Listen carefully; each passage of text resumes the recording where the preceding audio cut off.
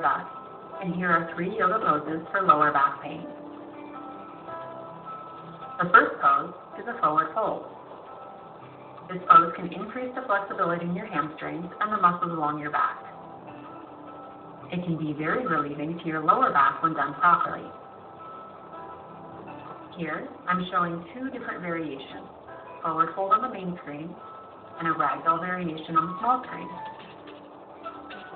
No matter what your fold is, even if you're seated, the modifications I would recommend if you have lower back pain is to separate your feet hip distance or wider. Give a generous bend to your knees to fold deeper from your hips so you don't strain your back. And this will allow you to get the most out of your fold, lengthening all the right muscles.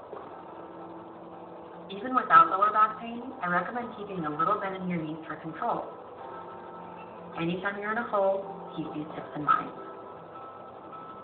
The second pose is a bridge pose to strengthen and stabilize the muscles in your back, core, glutes, and legs. To start, make sure your feet are hip distance apart, knees bent, feet flat on the mat, so your legs are parallel coming out of your hip socket. Pull your feet in close so your fingertips can barely touch your heels. Then anchor your weight down evenly to your feet and toes. Tilt your tailbone up to the ceiling to lengthen your lower back, and with that engagement, slowly lift your hips off the mat. As you do so, your spine will peel up and your weight will transfer into your shoulders. Just make sure that your knees are tracking forward, no wobbling.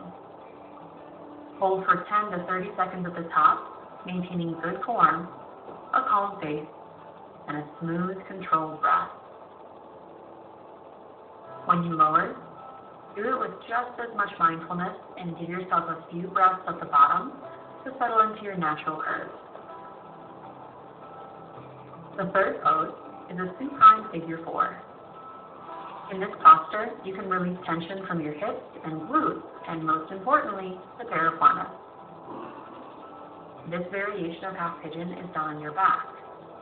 If you're starting with your right side, you place your right ankle on your left thigh just below your knee. Do your best to stack joint on top of joint, and the sole of your right foot would be in line with the outside edge of your left thigh. To protect your right knee from torque, make sure that your right ankle and your right toes are flexing back towards the knee joint.